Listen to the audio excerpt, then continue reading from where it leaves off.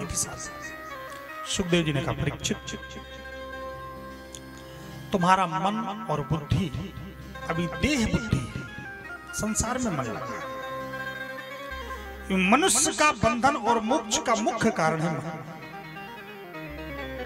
मन संसार में लगता है तो संसार का चिंतन करता है, और यही मन भगवान में लग जाता है तो ये भगवान का चिंतन करने लगता है। बस यही अंतर है। तो कैसे मन लगाए? बोले जिसका मन भगवान में लगा हो उसके साथ अपना मन लगा लो तो धीरे धीरे अपने आप लग जाएगा। ये नियम है। गंजेड़ी के साथ बैठने लगो तो नाक से धुआं निकालना सिखा देता है। शराबी के साथ बैठने लगो तो एक न एक दिन घूंट भर पिला देगा। जुआरी के साथ बैठने बस लगो तो पत्ते फेंकना सिखा देता है। डॉक्टर के पास बैठने लगो सुई लगाना सिखा देता है। मास्टर के साथ अनपढ़ बालक भी रहने लगे तो धीरे धीरे मास्टर बन जाता है। बन जाता ना 10-15 साल में पढ़ते पढ़ते धीरे धीरे। वकील के साथ धीरे धीरे रहने लगे तो कम बोलने वाला भी वकालत करने लगता है। ऐसे ही संत के साथ रहने वाला, भगवत भक्त के संबंध बनाने वाला, संबंध रखने वाला, अगर हमारा संत से गुरुजनों से संबंध जुड़ गया किसी बहाने संबंध जुड़ जाता है। वास्तविकता में भगवान से, गुरुजनों से, तीर्थ से, जैसे हमारे कलोत्सव जी कह रहे थे, ये तो एक निमित्त है, ये तो संबंध जोड़ने की एक बहाना है। वास्तविकता हमारे जीवन में संबंध किस किस से है, वैसे ही हमारे जीवन में उसके असर आए, उसके हमारे जीवन में विशेषण आए, उसके हमारे जीवन में संस्कार आए। सेवस साधु पुरुषम, इसलिए हे परीक्षित, तुम्हारा मन अभी संसार का चिंतन करता है और बुद्धि देह बुद्धि, अभी तुम देह बुद्धि में स्थित हो परीक्षित। अभी तुम ये मानते हो मैं किसी का बेटा हूं, किसी का भाई, किसी का पुत्र हूं, किसी का रिश्ता। अब मैं तुम्हारी देह बुद्धि को समाप्त करता हूं। जब तक ये देह बुद्धि रहेगी तब तक बंधन रहेगा। सुखदेव जी ने एक विशेष बात कही, इसी बात को समझ ले, पूरी बात समझ में आ जाएगी।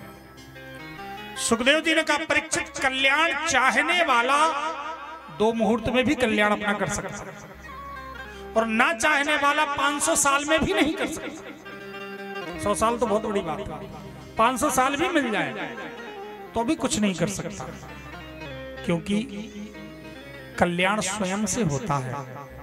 हे परीक्षित, जब यह हमारी शरीर बुद्धि समाप्त हो जाती है, 2 तरह की बुद्धि है। एक तो देह बुद्धि जो देह का चिंतन करती है, देह से संसार है, और दूसरी अद्वैत बुद्धि। एक द्वैत का चिंतन करती है, 2 है, और एक का चिंतन करती है। इसलिए जब तक हमारी भेद बुद्धि रहेगी, अलग अलग बुद्धि रहेगी, हम भेद दृष्टि रखेंगे, तब तक हमारा कल्याण संभव नहीं। और जब यही अभेद बुद्धि हो जाती है कि सर्वत्र परमात्मा के अतिरिक्त कुछ नहीं है, तभी हमारा कल्याण हो जाता है।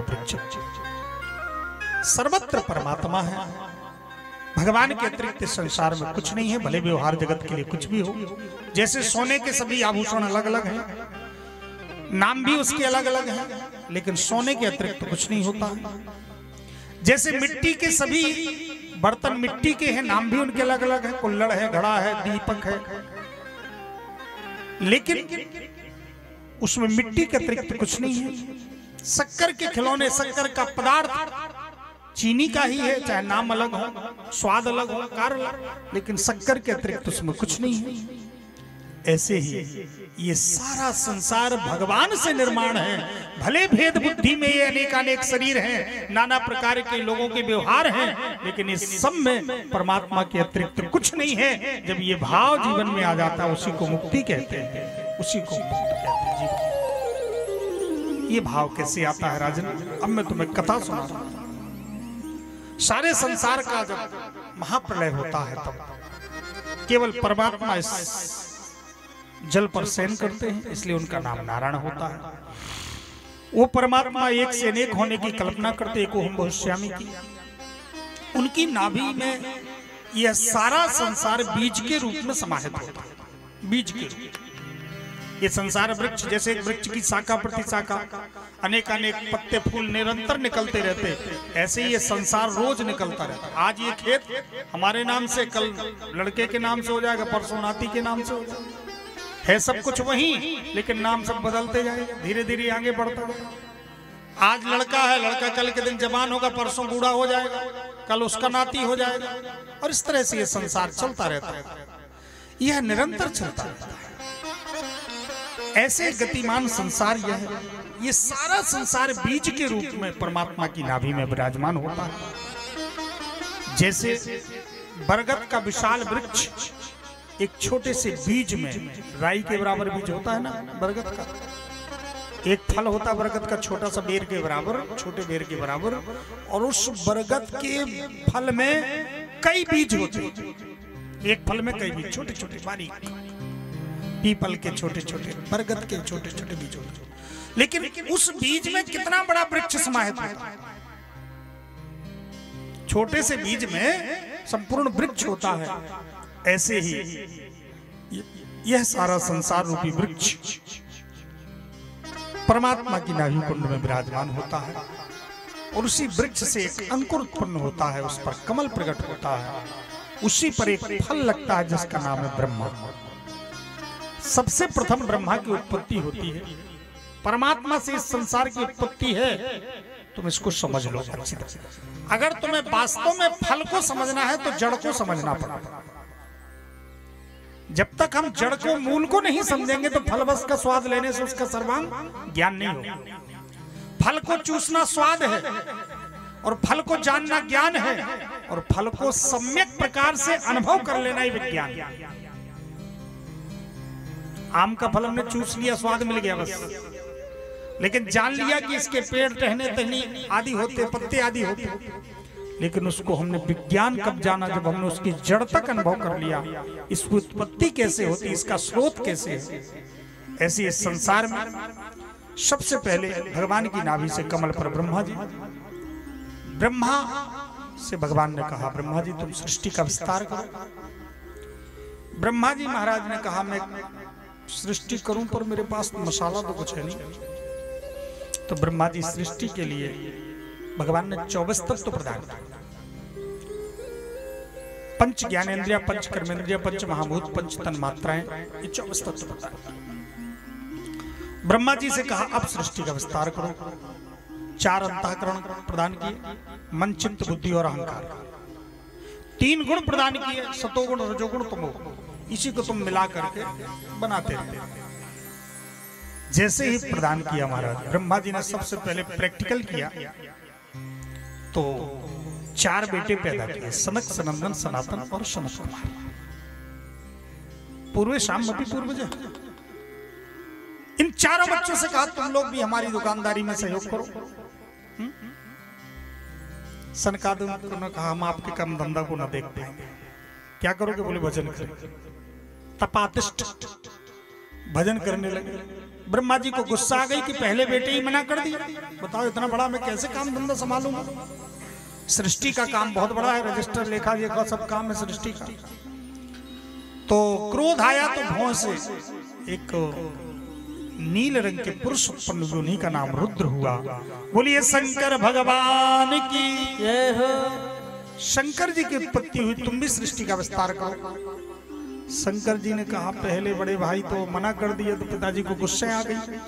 अगर मैंने भी मना किया तो फिर से गुस्सा हो जाएंगे। तो काम ना करने के 2 तरीके, काम ना करने के 2 तरीके हैं।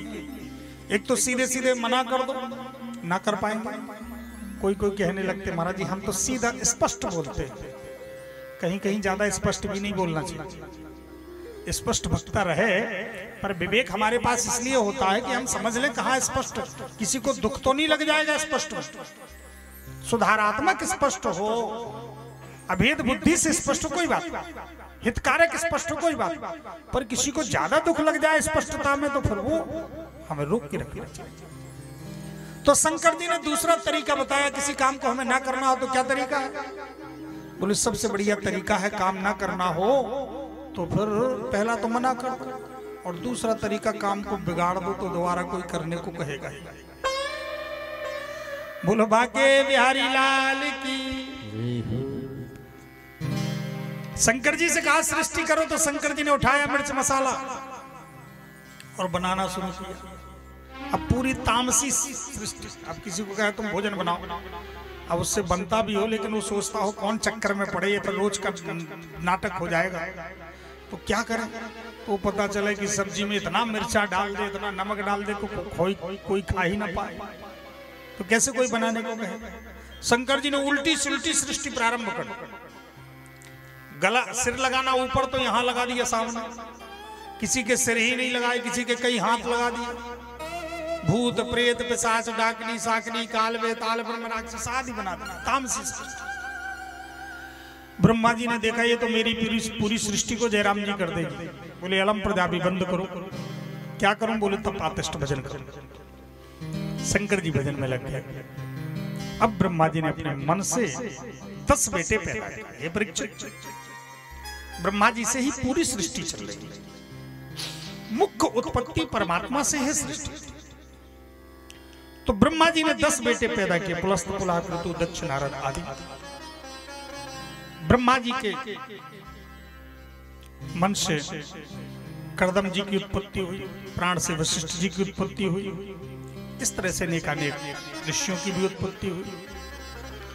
ब्रह्मा जी महाराज सोचने लगे कि मैं मन से सृष्टि कहां तक करूंगा। तो उनका शरीर 2 भागों में विभाजित हो गया राजन। वाम भाग से स्त्री की उत्पत्ति हुई जिसका नाम शत्रुपा, और दाहिने भाग से पुरुष की उत्पत्ति हुई जिसका नाम मनु। मनु शत्रुपा के माध्यम से ही यह सृष्टि मानवीय सृष्टि चली। हम मनु की संतान है, इसलिए हमें मनुष्य कहा जाता है। ध्यान दीजिए।